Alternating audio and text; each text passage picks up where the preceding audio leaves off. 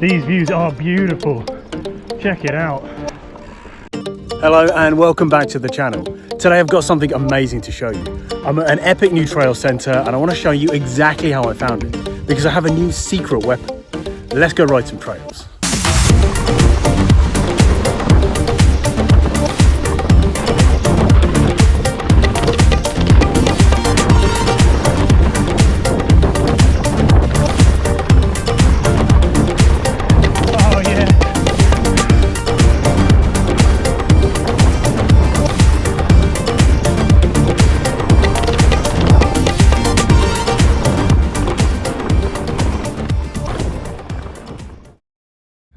So I've got a new way to find amazing trails, and it's this, the Dirt Directory by Hannah Collingridge. This is a brand new comprehensive guide to the sanctioned trails and bike parks in the UK. There are literally hundreds of trails to ride in this guidebook, from the tip of Scotland down to the Isle of Wight in the south. So today I'm going to use this guidebook to take you guys on an awesome trail ride. Let's get going. Now, I'm a big fan of guidebooks, so I was really stoked when this arrived. I always like ticking off places that I've been and getting a bit of a heads up on somewhere before I visit. And the Dirt Directory is perfect for that. It's complete with trail descriptions, details of trail centre facilities, and all the different areas of the UK are colour coded, so you can easily look for riding in a particular area. So today's video is sponsored by Vertebrate Publishing, and they're kind enough to give away a free copy of the Dirt Directory to one lucky subscriber. So stay tuned later in the video for information on exactly how you can enter. Okay, so the car's all packed, the windows are defrosting. Let's find out where we're going.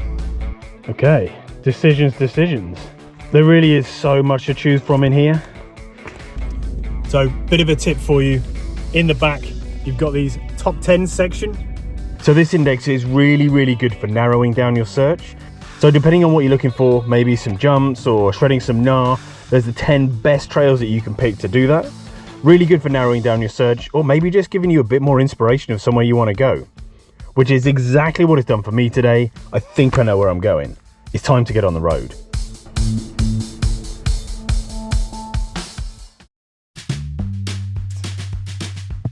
Well, here we are, we've made it. Welcome to CwmCarn Forest.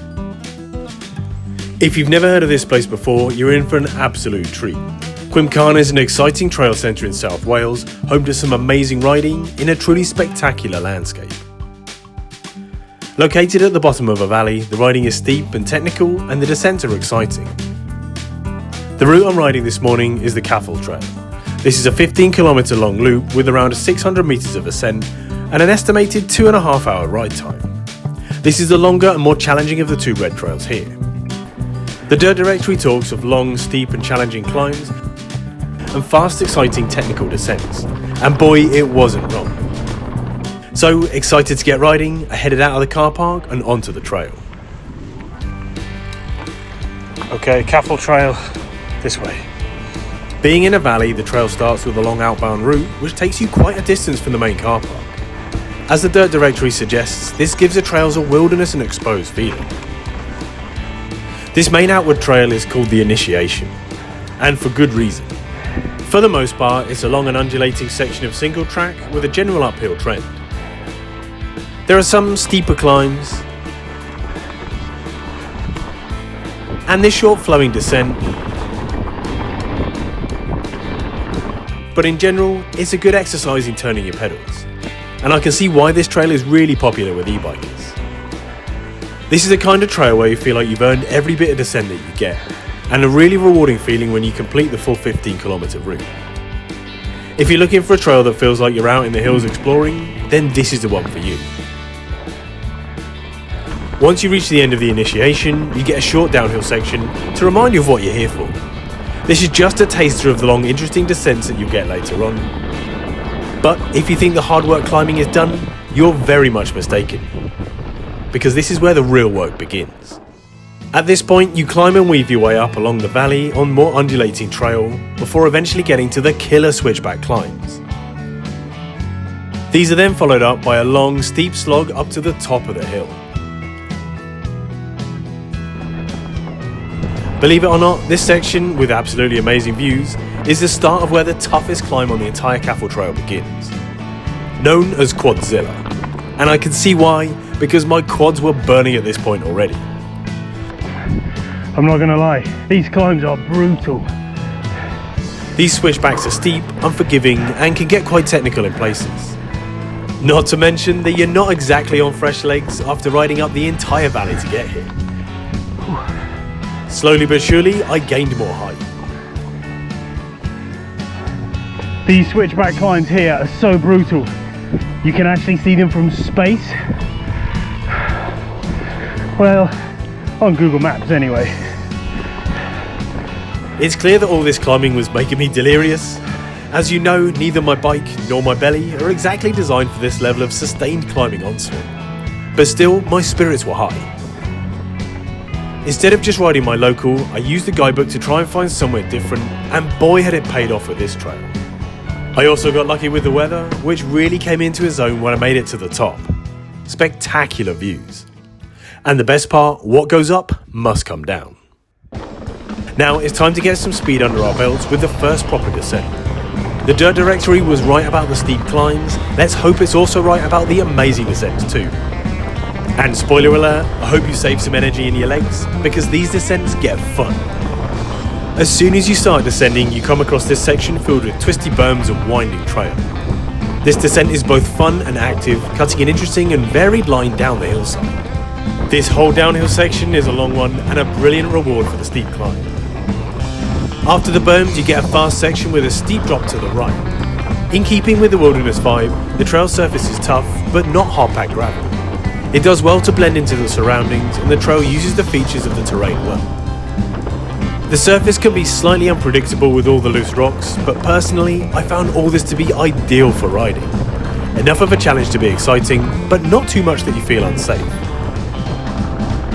As you're watching this video, you should take some time to admire the amazing landscape, because if you're riding, you'll need to keep your eyes focused firmly on the trail in front of you. This descent has everything from loose rocks, a few roots, and even a couple of man-made drops a bit lower down.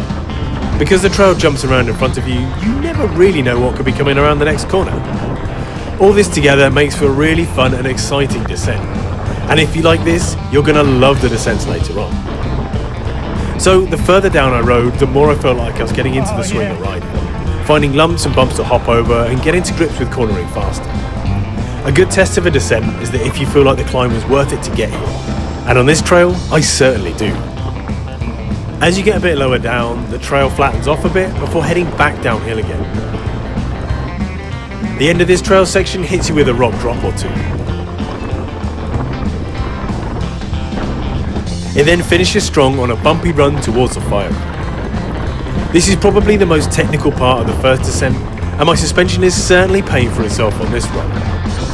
Once you're on the fire road, you're not down yet, because this next section gets even better.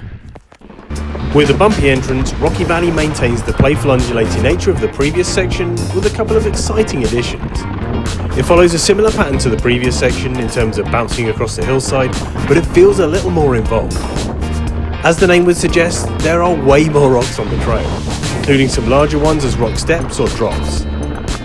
These may be challenging to some riders, but well in keeping with a red graded trail. But that's not it.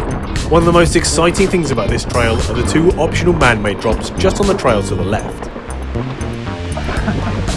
These are no harder than the drops you'll find later on in the trail, but it's always awkward hitting drops blind for the first time.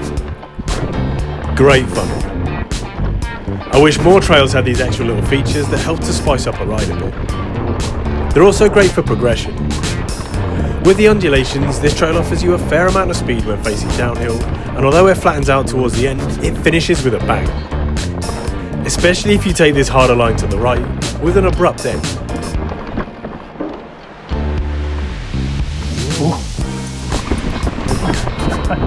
That was good. Riding these kind of features blind is always good fun. From here, you ride down what appears to be a small river, and eventually out onto the fireway. An awesome descent. Best section yet. After a small pedal, you head into the second big climb of the trail. Although shorter and less technical than the first climb, Quadzilla, my legs weren't exactly feeling fresh at this point, so it was definitely a good challenge to see if I could make it up the final climb. One thing I will say is that you're going to need a good level of fitness to ride this trail. But I'm not going to force you to watch me plodding up the hillside, so let's skip to the top. The next section is a gradual flowing descent across the top of the hill before eventually ending up on some seriously exciting downhill. With a mixture of fast flow, windy bits and just some genuinely fun riding, there's nothing too technical to contend with along this section. This type of riding makes a change to the rest of the Cafall trail, which either seems to be steep uphills or steep downhills. This seems to be a bit more of a gentle ride. To be honest, in some places I even forgot I was riding at a trail centre. I can see why the Dirt Directory hinted this being more of a wilderness ride. To be honest, I was just happy not to be climbing at this point. At the end of the Dragon Run, the trail starts pointing downhill again on some bumpy terrain. From here all the way back down to the trail centre again are a number of exciting and predominantly downhill sections. Combined, these sections have jumps, drops, rocks, roots and more undulating, zigzagging single track than you can shake a stick at. And it's my favourite part of the entire ride. Frost on the ground. This bit has a few more challenging elements on it, namely unavoidable drops. As you move along the frosty hillside again, you find yourself bobbing up left and right with the trail, avoiding roots, rocks and popping off the end of small drops. I love this kind of involved trail section where you have to keep your head in the game to tackle whatever features are coming next, like these rock lumps. So it's about time I told you how you could win a copy of the Dirt Directory. All you have to do for a chance to win is be subscribed to this YouTube channel and follow both Bike and Beyond and Vertebrate Publishing on Instagram. In 2 weeks' time, I'll pick the person that leaves the best comment under this YouTube video to be the winner. Now, what's the best comment, I hear you ask? Well, I'll leave that up to you. I can't wait to read them. But if you're not the lucky winner, have no fear, because I'll be putting a discount code for the Dirt Directory down in the video description, so you can still grab yourself a bargain. Who doesn't love a bit of money off? So, as you probably noticed, a lot of this trail takes place on the top of hills. As you descend, the environment slowly changes, and so does the riding. As the trail continues down, you descend into the woodland. Compared to the trails above, the riding seems to change. These sections here are rocky and rooty, with the added element of winding through the trees. There definitely seems to be more sustained rock sections down here, and the trail surface feels more solid. But where there are trees, there are usually roots. Although the sun is shining today, the temperature is still pretty chilly, so I'm on the lookout for a slippery sniper roots that may be eyeing up my back wheel. As you make your way down the trail, you pick up a fair amount of speed. It's great that all the downhill sections on this trail are really long. They usually consist of a few separate trail sections, but when strung together, they make a really substantial time descending. The sustained downhill paired with a time pedaling uphill, and you have a trail that is a pretty good workout. As well as this trail, there are other similar reds on the other side of the valley, and a short flowy blue too. If you're looking for something a bit harder, there's also the long black descent that runs from the top of the red trail back down to the car park, which, as I say, comes highly recommended. The final section on the trail is called K-Jump. It may look mucky, but it's a long and fast blast down through the woodland back to the car park. In some places, the trail comes at you thick and fast. There's nothing major that will catch you out, but I certainly had to make sure I was focusing on what I was doing, because the trail bumps, flows and undulates the entire way down. Arguably one of the fastest downhill sections on the trail, complete with a few natural jumps, plenty of turns and a large extra helping of speed, this section will really keep you interested from top to bottom, especially when it's a bit slippery underfoot. There's so much more I need to explore here at CwmCarn, and I can't wait to come back. Oh, and I almost forgot to tell you the best bit, parking for the entire day is just £3. And the coffee in the cafe isn't too bad either. So, as I make the last few bumps and turns, I'd like to say a huge thanks to Vertebrate Publishing for sponsoring this video, and props to Hannah Collingridge for creating the Dirt Directory. So remember to subscribe to the channel and follow us on Instagram too, and if you want a chance to win your own copy of the Dirt Directory, leave your best comment down below.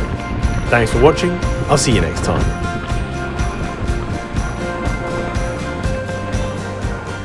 It's really nice that, I don't know whether it's the weather or the trails or what, but every time I stop a climb to have a drink of water or catch my breath, someone sort of coming past will stop, say hello, you know, have a chat about bikes or trails. It's really, really nice. I'm so glad I picked here to come today. I mean, I'm not saying that the Dirt Directory will guarantee you good weather, but it can certainly help you maximize it.